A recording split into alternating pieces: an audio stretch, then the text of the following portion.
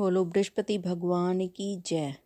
बृहस्पतिवार के व्रत की विधि। बृहस्पतिवार के दिन जो भी स्त्री पुरुष व्रत करे उनको चाहिए कि वह दिन में एक समय ही भोजन करे, क्योंकि बृहस्पति देव भगवान का इस दिन पूजन होता है। भोजन पीले चने की दाल आदि का करें, परंतु नमक नहीं खावें और पीले वस्त्र पहने, पीले ही फलों का प्रयोग करें, पीले चंदन से पूजन करें। पूजन के बाद प्रेम पूर्वक गुरु महाराज की कथा करनी चाहिए। इस व्रत को करने से मन की इच्छाएं पूरी होती हैं और बृहस्पति महाराज प्रसन्न होते हैं। धन, पुत्र, विद्या और मनवांछित फलों की प्राप्ति होती है। परिवार को सुख तथा शांति मिलती है। इसीलिए यह व्रत सर्वश्रेष्ठ है और बहुत ही ज़्यादा फलदायक है। सब स्त्री व पुरुषों के लिए यह व्रत सर्वश्रेष्ठ है। तो आइए शुरू करें बृहस्पतिवार के व्रत की कथा। एक समय की बात है कि भारतवर्ष में एक राजा राज्य करता था। वह बड़ा ही प्रतापी और दानी था। वह नित्य प्रतिदिन मंदिर दर्शन करने जाता था। वह ब्राह्मण और गुरु की सेवा किया करता था। उसके दरवाजे से कोई भी निराश होकर नहीं लौटता तथा वह प्रत्येक गुरुवार को व्रत रखता एवं पूजन करता था। हर एक दिन गरीबों की सहायता करता था, परंतु यह सब बातें उसकी रानी को अच्छी नहीं लगती थी। वह न व्रत करती थी न किसी को भिक्षा ही देती थी तथा राजा से ऐसा करने को मना किया करती थी। एक समय की बात है कि राजा तो शिकार खेलने वन को गए थे। महल में रानी और दासी थी। एक समय गुरु बृहस्पति देव एक साधु का रूप धारण कर राजा के दरवाजे पर भिक्षा मांगने आए तथा भिक्षा मांगी तो रानी कहने लगी, हे साधु महाराज, मैं इस दान और पुण्य से तंग आ गई हूँ। मेरे से तो घर का कार्य समाप्त नहीं होता। इस कार्य के लिए तो मेरे पति देव ही बहुत हैं। अब आप इस प्रकार की कृपा करें कि यह सब धन नष्ट हो जाए तथा मैं आराम से रह सकूं। साधु बोले, हे देवी, तुम तो बड़ी ही विचित्र हो। संतान और धन से कोई दुखी नहीं होता, इसको तो सभी चाहते हैं। पापी भी पुत्र और धन की इच्छा करता है। यदि आपके पास धन अधिक है तो भूखे मनुष्यों को भोजन कराओ, प्याऊ लगवाओ, ब्राह्मण को दान दो, धर्मशाला बनवाओ, कुआं, तालाब, बावड़ी, बाग बगीचे आदि के निर्माण कराओ। निर्धन मनुष्यों की सेवा करो और कुंवारी कन्याओं का विवाह कराओ और अनेक यज्ञ आदि धर्म कर्म करो। इस प्रकार के कर्मों से आपका कुल और आपका नाम परलोक में सार्थक हो जाएगा एवं स्वर्ग की प्राप्ति होगी। परंतु वह रानी इन बातों से खुश नहीं हुई। वह बोली, हे महाराज, मुझे ऐसे धन की भी आवश्यकता नहीं जिसको और मनुष्यों को दान दूं तथा जिसको रखने उठाने में मेरा सारा समय ही बर्बाद हो जावे। साधु ने कहा, हे देवी, तुम्हारी ऐसी इच्छा है तो ऐसा ही होगा। मैं तुम्हें बताता हूँ, वैसा ही करना। बृहस्पतिवार के दिन घर को गोबर से लीपना, अपने केसों को धोते समय स्नान करना, राजा से कहना वह हजामत करवाए, भोजन में मांस मदिरा खाना, कपड़े धोबी के यहाँ धुलने डालना। इस प्रकार 7 बृहस्पतिवार करने से तुम्हारा सब धन नष्ट हो जाएगा। ऐसा कहकर वह साधु महाराज वहां से अंतर ध्यान हो गए। रानी ने साधु के कहने के अनुसार वैसा ही किया। 3 बृहस्पतिवार ही बीते थे कि उसका समस्त धन नष्ट हो गया और भोजन के लिए दोनों समय तरसने लगे, सांसारिक भोगों से दुखी रहने लगे। तब वह राजा रानी से कहने लगा कि हे रानी, तुम यहाँ पर रहो, मैं दूसरे देश को जाऊं, क्योंकि यहाँ पर मुझे सभी मनुष्य जानते हैं, इसीलिए कोई कार्य भी नहीं कर सकता। देश चोरी परदेश भीख बराबर है। ऐसा कहकर राजा परदेश चला गया। वहां पर जंगल को जाता और लकड़ी काट कर लाता और शहर में बेचता। इस तरह जीवन व्यतीत करने लगा। इधर राजा के घर रानी और दासी दुखी रहने लगी। किसी दिन भोजन मिलता और किसी दिन जल पीकर ही रह जाती। एक समय रानी और दासी को 7 रोज बिना भोजन के व्यतीत हो गए। तो रानी ने अपनी दासी से कहा कि हे दासी, यहाँ पास ही के नगर में मेरी बहन रहती है, वह बड़ी धनवान है। तू उसके पास जा और उससे 5 सेर बेजार मांग ला, जिससे कुछ समय के लिए गुजर हो जाएगी। इस प्रकार रानी की आज्ञा मानकर दासी उसकी बहन के पास गई। रानी की बहन उस समय पूजन कर रही थी, क्योंकि उस रोज बृहस्पतिवार था।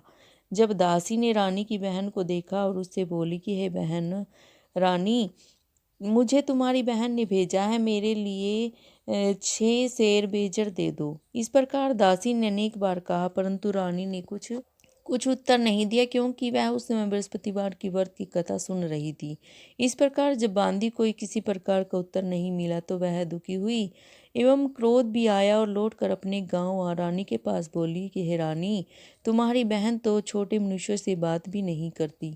मैंने उससे कहा तो उसने कोई उत्तर नहीं दिया। मैं वापस चली आई। रानी बोली, हे दासी, इसमें उसका कोई दोष नहीं है। जब बुरे दिन आते हैं तब कोई सहारा नहीं देता। अच्छे बुरे का पता विपत्ति में ही लगता है। अगर ईश्वर की इच्छा होगी वही होगा।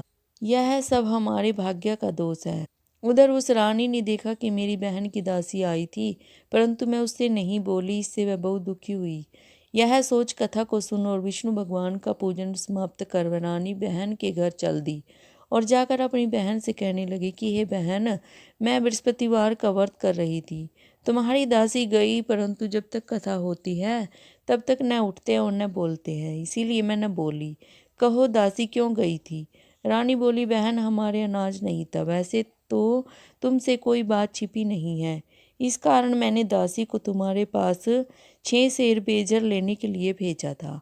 रानी बोली, बहन देखो, बृहस्पति भगवान मनोकामना पूर्ण करते हैं। देखो, शायद तुम्हारे घर में अनाज रखा हो। इस प्रकार का वचन जब रानी ने सुना तो घर अंदर गई और वहां उसे गड़ा बेजर का भरा मिल गया। तब तो वह कहने लगी, बांदी को बहुत ही खुशी हुई और दासी कहने लगी कि हे रानी देखो, वैसे हमको जब नहीं मिलता तो हम रोज व्रत करते हैं।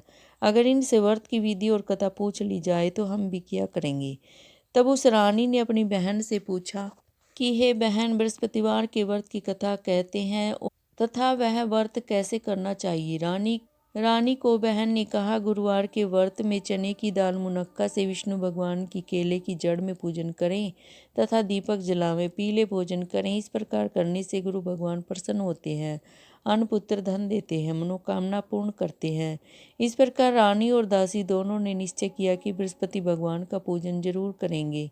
7 रोज बाद जब बृहस्पतिवार आया तो उन्होंने व्रत गुड़शाल में जाकर चना व गुड़ बीन कर तथा उसकी दाल से केले की जड़ को तथा विष्णु भगवान का पूजन किया। अब भोजन पीला कहाँ से आवे। बेचारी बड़ी दुखी हुई, परंतु उन्होंने संकल्प किया था, इस कारण गुरु भगवान प्रसन्न थे। 2 थालों में सुंदर पीले भोजन लेकर आए और दासी भोजन पाकर बड़ी प्रसन्न हुई। रानी से बोली कि चलो रानी जी, भोजन कर लो। रानी को इस विषय में कुछ पता ही नहीं था, इसीलिए वे दासी से बोली कि तू ही भोजन कर, क्योंकि तू व्यर्थ में ही हमारी हंसी उड़ाती है।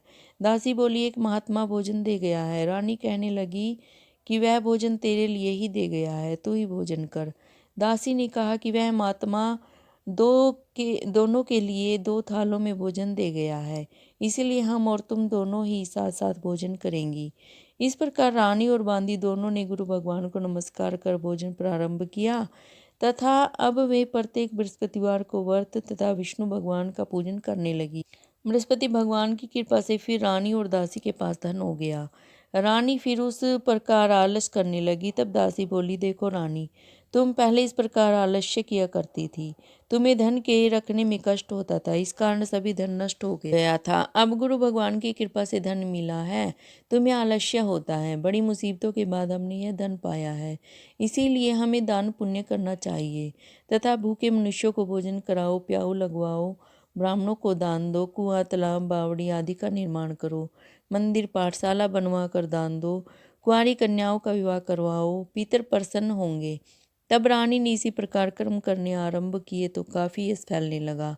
एक दिन रानी और दासी विचार करने लगे कि न जाने राजा किस प्रकार से होंगे, उनकी कोई खबर नहीं है। गुरु भगवान से प्रार्थना की और भगवान ने रात्रि में राजा को सौपन में कहा कि हे राजा, उठ, तेरी रानी तुझको याद करती है, अपने देश को जा।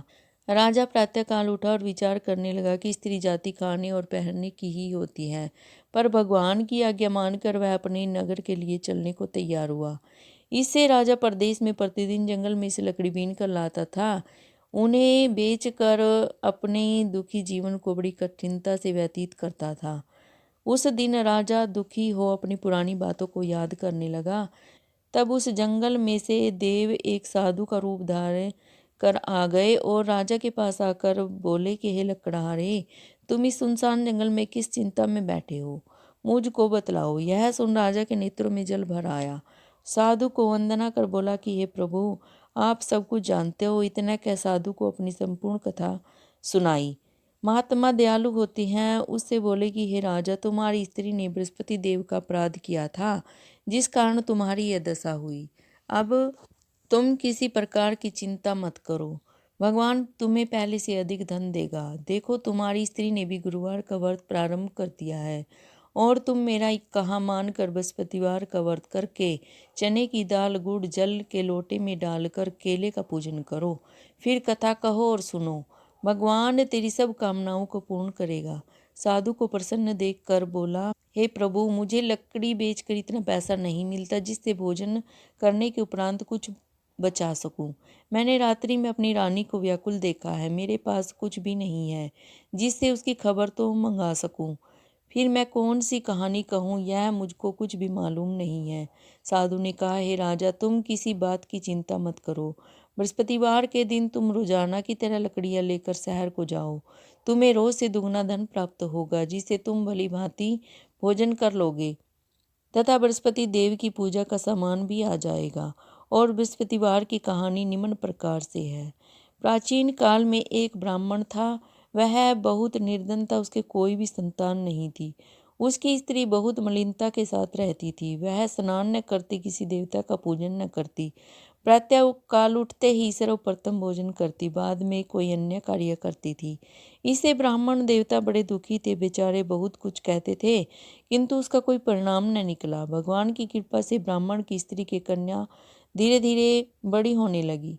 वह बालिका प्रातःकाल स्नान करके विष्णु भगवान का जाप करने लगी, बृहस्पतिवार को व्रत करने लगी, अपने पाठ का समाप्त करके स्कूल जाती तो अपनी मुट्ठी में जौ भर के ले जाती और पाठशाला के मार्ग में डालती जाती। तब ये जौ स्वर्ण के हो जाते, लौटते समय उनको बीन कर घर को ले आती थी। एक दिन वह बालिका सूप में उन सोने के जौ को फटक कर साफ कर रही थी, तो उसके पिता ने देख लिया और कहा कि हे बेटी, सोने के जौ फटकने के लिए तो सोने का सूप होना चाहिए। दूसरे दिन गुरुवार था। इस कन्या ने व्रत रखा और बृहस्पति देव से प्रार्थना करके कहा कि हे प्रभु, अगर मैं आपकी पूजा सच्चे मन से करती हूँ तो मेरे लिए सोने का सूप दे दो।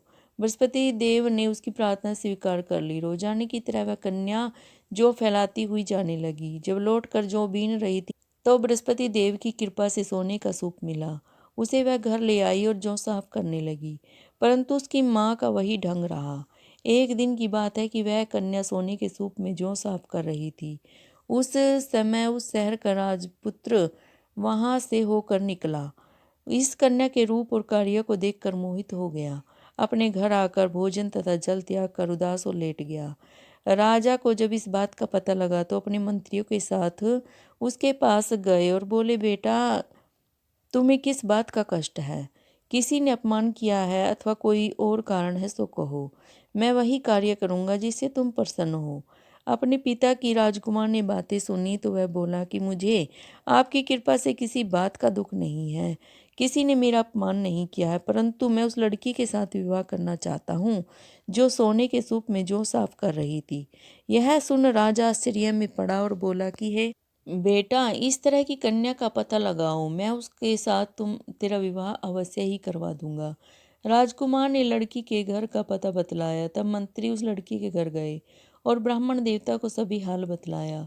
ब्राह्मण देवता राजकुमार के साथ अपनी कन्या का विवाह करने के लिए तैयार हो गए तथा विधि के अनुसार ब्राह्मण की कन्या का विवाह राजकुमार के साथ हो गया। कन्या के घर से गरीबी का निवास हो गया। अब भोजन के लिए भी अन्न बड़ी मुश्किल से मिलता था। एक दिन दुखी होकर ब्राह्मण देवता अपनी पुत्री के पास गए। बेटी ने पिता की दुखी अवस्था को देखा तथा अपनी माँ का हाल पूछा। तत्पश्चात ब्राह्मण का कुछ समय सुखपूर्वक व्यतीत हुआ। कुछ दिन बाद फिर वही हाल हो गया। ब्राह्मण फिर अपनी कन्या के यहाँ गया और सभी हाल कहा तो लड़की बोली कि हे पिताजी, आप माताजी को यहाँ लिवा लाओ, मैं उसे विधि बता दूंगी जिससे गरीबी दूर हो जाए। वह ब्राह्मण देवता अपनी स्त्री को लेकर पहुंचे तो पुत्री अपनी माँ को समझाने लगी कि हे माँ, तुम प्रातःकाल उठकर प्रथम स्नान आदि करके विष्णु भगवान का पूजन करो तो सब दरिद्रता दूर हो जाएगी।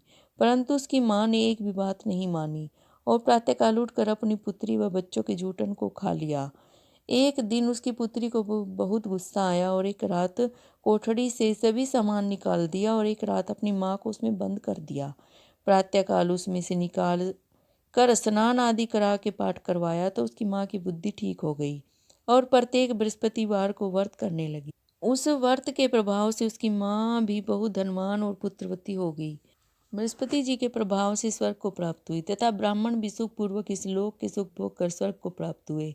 इस तरह कहानी कहकर साधु देवता वहां से लोप हो गए।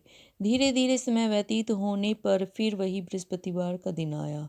राजा जंगल से लकड़ी काट कर किसी शहर में बेचने गया तो उसे उस दिन से अधिक पैसा मिला। राजा ने चना गुड़ आदि लाकर गुरुवार का व्रत किया। उस दिन से उसे सभी क्लेश दूर हुए, परंतु जब दोबारा गुरुवार का दिन आया तो बृहस्पतिवार का व्रत करना भूल गया। इससे बृहस्पति भगवान नाराज हो गए। उस दिन उस नगर के राजा ने विशाल आयोजन किया था तथा शहर में यह घोषणा कर रखी थी कि कोई भी मनुष्य अपने घर भोजन न बनावे, समस्त जनता मेरे यहाँ भोजन करने आए। राजा की आज्ञा को जो न मानेगा उसके लिए फांसी की सजा दी जाएगी। इस तरह की घोषणा संपूर्ण नगर में करवा दी गई। राजा की आज्ञा अनुसार शहर के सभी लोग भोजन करने गए, लेकिन लकड़हारा नहीं पहुंचा। राजा के कर्मचारी उसको अपने साथ ले जाकर भोजन करा रहे थे। रानी की दृष्टि उस खूंटी पर पड़ी, उस पर जिस पर उसका हार लटका हुआ था। वह वहां पर दिखाई नहीं दिया। रानी ने निश्चय किया कि मेरा हार मनुष्य ने चुरा लिया है। उसी समय पुलिस को बुलाकर उसको जेल खाने में डलवा दिया। इस प्रकार राजा जेल खाने में पड़ गया और बहुत दुखी होकर विचार करने लगा कि न जाने कौन से पूर्व जन्म के कर्म से मेरे लिए दुख प्राप्त हुआ है, और उसी साधु की याद करने लगा जो कि जंगल में मिला था। उसी समय तत्काल बृहस्पति देव साधु के रूप में प्रकट हो गए और उसकी दशा को देखकर कहने लगे कि अरे मूर्ख, तूने बृहस्पति देवता की कथा नहीं की, इस कारण ये दुख प्राप्त हुआ है। अब चिंता मत कर, बृहस्पतिवार के दिन जेल खाने के दरवाजे पर 4 पैसे पड़े मिलेंगे, उनसे तू बृहस्पति देव की पूजा करना, तेरे सभी कष्ट दूर हो जाएंगे। बृहस्पतिवार के रोज उसे 4 पैसे मिले। राजा ने कथा कही। उसी रात्रि को बृहस्पति देव ने उस राजा को स्वप्न में कहा कि हे राजा, तुमने जिस आदमी को जेल खाने में बंद कर दिया है वह निर्दोष है, वह राजा है, उसे छोड़ देना। रानी का हार उसी खूंटी पर लटका हुआ है। तू ऐसा नहीं करेगा तो मैं तेरे राज्य को नष्ट कर दूंगा। इस तरह का रात्रि का स्वप्न को देखकर राजा प्रातःकाल उठा और खूंटी पर हार देखकर लकड़हारे को बुलाकर क्षमा मांगी और राजा को सुंदर वस्त्र आभूषण देकर विदा किया तथा गुरुदेव की आज्ञा अनुसार राजा अपने नगर को चल पड़ा। राजा जब नगर के निकट पहुंचा तो उसे बड़ा आश्चर्य हुआ कि नगर में पहले से अधिक बाग, तालाब और कुएं, बहुत सी धर्मशालाएं और मंदिर बने हुए हैं। राजा ने पूछा कि यह सब किसका बाग, धर्मशाला है। नगर के लोग कहने लगे कि यह सब रानी और बांदी के हैं। तो राजा को अब बहुत आश्चर्य हुआ और गुस्सा भी आया। जब रानी ने यह खबर सुनी कि राजा आ रहे हैं तो उसने बांदी से कहा कि दासी देख, राजा हमको कितनी बुरी हालत में छोड़ गए थे, वह हमारी ऐसी हालत देखकर लौट न जाए, इसीलिए तू दरवाजे पर खड़ी हो जा। आज्ञानुसार दासी दरवाजे पर खड़ी हो गई। जब राजा आए तो उन्हें अपने साथ लिवा लाई। तब राजा ने क्रोध करके अपनी तलवार निकाली और पूछने लगी कि यह बताओ कि यह धन तुम्हें कैसे प्राप्त हुआ। तब रानी ने कहा कि हमें यह सब धन बृहस्पति देव के इस व्रत के प्रभाव से प्राप्त हुआ है।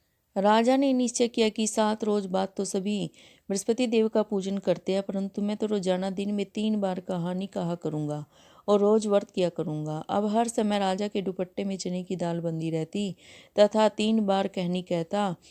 एक रोज राजा ने विचार किया कि चलो बहन के यहाँ हो आए। इस तरह निश्चय कर राजा घोड़े पर सवार हो अपनी बहन के यहाँ चलने लगा। मार्ग में उसने देखा कि कुछ आदमी एक मुर्दे को लिए जा रहे हैं। उन्हें रोक कर कहने लगे कि अरे भाइयों, मेरी कहानी सुन लो। वे बोले, लो हमारा आदमी मर गया, इसे कहानी की पड़ी है। आदमी बोले, अच्छा कहो, हम तुम्हारी कथा भी सुनेंगे। राजा ने कथा करनी शुरू की। जब कथा आदि हुई कि मुर्दा हिलने लग गया और जब कथा समाप्त हो गई तो राम राम करके वह मनुष्य खड़ा हो गया। आगे मार्ग में एक किसान खेत में हल चलाता मिला। राजा ने उसे देख कर उसे बोले कि अरे भैया, तुम मेरी बृहस्पतिवार की कथा सुन लो। किसान बोला, जब तक मैं तेरी कथा सुनूंगा तब तक 4 हरैया जोत लूंगा। जा अपनी कथा किसी और को सुनाना। इस तरह राजा आगे को चलने लगा। राजा के हटते ही बैल पछाड़ खाकर गिर पड़े और उसके पेट में बहुत जोर से दर्द होने लगा। उस समय उसकी माँ रोटी लेकर आई। उसने जब देखा कि अपने पुत्र से सब हाल पूछा और बेटे ने सभी हाल कह दिया, तो बुढ़िया दौड़ी दौड़ी उस घुड़सवार के पास गई और उससे बोली कि मैं तुम्हारी कथा सुनूंगी, तू अपनी कथा मेरे खेत पर ही चल कर कहना। राजा ने बुढ़िया के खेत पर जाकर कथा कही, जिसके सुनते ही वह बैल खड़े हुए और किसान के पेट का दर्द भी ठीक हो गया। राजा अपनी बहन के यहाँ पहुंच गया। बहन ने भाई की खूब भगत की। दूसरे रोज प्रातःकाल राजा तो वह देखने लगा कि सब लोग भोजन कर रहे हैं। राजा ने अपनी बहन से कहा कि ऐसा कोई मनुष्य है जिसने भोजन न किया हो, मेरी बृहस्पतिवार की कथा सुन ले। बहन बोली, हे भैया, यह देश ऐसा ही है। पहले यहाँ लोग भोजन करते हैं, बाद में अन्य काम करते हैं। अगर कोई पड़ोस में हो तो देखा हूँ। वह ऐसा कहकर देखने चली गई, परंतु उसे कोई ऐसा व्यक्ति नहीं मिला जिसने भोजन नहीं किया हो। अतः वह एक कुमार के घर गई जिसका लड़का बीमार था। ऐसा मालूम हुआ कि उसके यहाँ 3 रोज से किसी ने भोजन नहीं किया था। रानी ने अपने भाई की कथा सुनने के लिए कुमार से कहा तो वह तैयार हो गया। राजा ने जाकर बृहस्पतिवार की कथा कही, जिसको सुनकर उसका लड़का ठीक हो गया। अब तो राजा को प्रसन्नता होने लगी।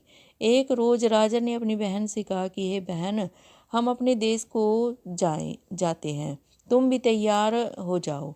राजा की बहन ने अपनी सास से कहा तो सास बोली कि हाँ चली जा, परंतु अपने लड़कों को मत ले जाना, क्योंकि तेरे भाई की कोई औलाद नहीं होती है। बहन ने अपने भैया से कहा कि हे भैया, मैं तो चलूंगी, परंतु कोई बालक नहीं जाएगा। राजा बोला, जब कोई बालक ही नहीं चलेगा तो तुम ही क्या करोगी। बड़े दुखी मन से राजा अपने नगर को लौट आया। राजा ने अपने नगर को लौट गया।